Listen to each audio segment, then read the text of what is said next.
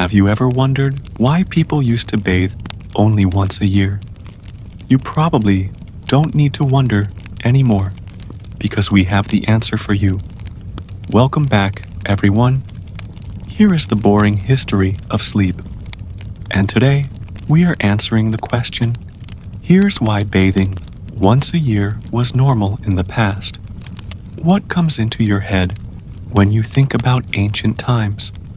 Maybe you picture majestic pharaohs, fierce battles, or maybe even dinosaurs. In any case, you wouldn't be blamed because that's what the history books usually teach us. But how accurate are these depictions really? Would you believe us if we told you that ancient times were not so glamorous? Well, today we will show you one way in which people's lives were quite different from ours. Stick around until the end, because some of these facts might surprise you. Ancient hygiene practices may come off as disgusting to many of us, but they were the norm back then. For example, taking a bath only once a year was common practice, and it wasn't considered gross at all. Today, if you wanted to go a week without showering, you'd probably be frowned upon, and rightfully so, because of the body odor and dirt accumulated throughout the week. Some people prefer not to shower every day, but once a year seems like it would be unbearable. It sounds impossible, but it was normal just a few centuries ago. To start off, there is no denying that hygiene has improved greatly since ancient times. Throughout history, hygiene practices have been influenced by religious beliefs, environment, and technology. Back in the day, cleanliness was often associated with wastefulness of water. When water was scarce, people didn't want to squander it away on trivial things, such as cleaning themselves. We can find evidence of this mindset in many ancient cultures. For example, in ancient Rome, Emperor Nero spent a fortune building public baths, but most citizens still bathed infrequently. This is because baths were seen as a luxury and something to be enjoyed only on special occasions. Another reason for infrequent bathing was the belief that frequent washing would wash away the protective oils of the skin, leaving a person vulnerable to illness and infections. Many people believed that illnesses were caused by an imbalance of the four humors, and bathing could disrupt this balance. It's hard for us to comprehend today, but back then, it was genuinely believed that diseases could be cured by inducing vomiting, diarrhea, or bloodletting. The idea was to purge the sick person of the humor that was out of balance, so it's understandable why bathing was sometimes discouraged. As we mentioned before, religious beliefs also played a huge role in hygiene practices. For example, in Islam, bathing is considered a ritual of purification. Muslims are required to wash themselves before prayer, but only with water from natural sources. This means that people had to travel to rivers or lakes to bathe. If they wanted to maintain their religious purity, it's no wonder that bathing wasn't done as frequently as it is now. But let's not forget the practical side of things. Taking a bath was not only seen as a waste of time and water, but it could also be dangerous. In many countries, especially in the Middle Ages, water was often contaminated with human and animal waste. This made bathing in rivers or lakes a risky activity. People could easily contract a waterborne illness and spend days suffering from fever, diarrhea, or skin infections. The risk was so great that people who bathed frequently were seen as reckless and irresponsible.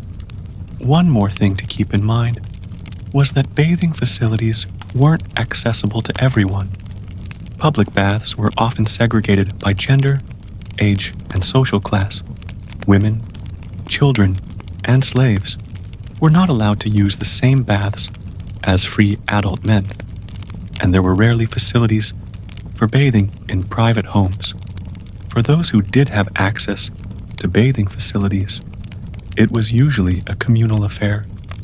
People would share baths with friends, family, and neighbors, and bathing was often done in the nude. While this may seem shocking to us today, it was the norm in many societies throughout history. And finally, there was the issue of clothing. In many cultures, people wore the same set of clothes for weeks or even months at a time. This made bathing difficult because people had to be careful not to get their clothes dirty. If they did get dirty, they would have to be sent to the laundry, which was often a costly and time-consuming process. Now that we know why people bathed so infrequently, let's take a look at how bathing habits changed over time. The ancient Greeks were among the first to embrace regular bathing. They believed that bathing not only kept the body clean, but also promoted good health and well-being. The Greeks would bathe in public baths, which were often attached to gymnasia or exercise grounds. These baths were made of stone and heated by wood or charcoal fires. The Greeks also developed the practice of using soap, which made bathing more pleasant and effective. The Romans took the Greeks' love of bathing to the next level. They built elaborate public bathhouses that featured not only baths, but also gyms, libraries, and even restaurants.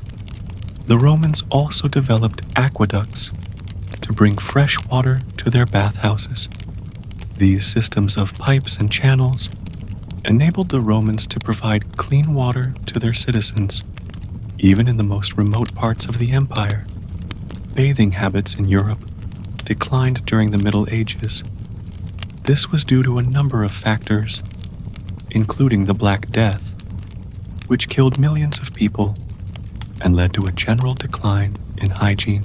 Bathing was seen as a luxury, and only the wealthy could afford it. This trend continued into the 18th century, when public baths were often overcrowded and unsanitary. It wasn't until the 19th century that bathing became more common. This was due to a number of factors, including the Industrial Revolution, which led to the development of new technologies, such as indoor plumbing. The invention of the bathtub was a major breakthrough, and it made bathing more convenient and private. Bathing became more widespread in the 20th century, thanks to the development of soap and detergent. These products made it easier to remove dirt and bacteria from the skin, making bathing more effective. Today, bathing is a part of everyday life for most people. We bathe to stay clean and to prevent the spread of disease. We also bathe for relaxation and enjoyment.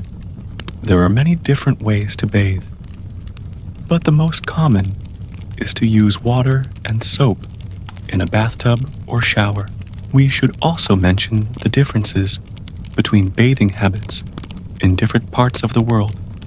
In many Western countries, people bathe every day or every other day. In some Eastern countries, such as Japan and South Korea, people bathe once a week or even less frequently. Instead of using soap, people in these countries often use a scrubber to remove dirt and dead skin. After the bath, they cover themselves in a moisturizing cream made from rice or other grains. In some African countries, people bathe in rivers or lakes. This is because there is often no other source of water available. People may also use a scrubber or a special type of cloth to clean themselves. In some indigenous cultures, bathing is seen as a spiritual as well as a physical experience. People may bathe in natural springs or rivers, and they may use herbs or other natural substances to cleanse themselves. Overall, bathing habits vary greatly around the world. There is no right or wrong way to bathe, but it's important to find a routine that works best for you. Just remember to be respectful of other cultures and their bathing habits. After hearing this, do you think that bathing once a year is a good idea? Let us know in the comments below, and thank you for watching. We hope you learned something new. Before you leave, make sure to subscribe so you never miss out on future videos.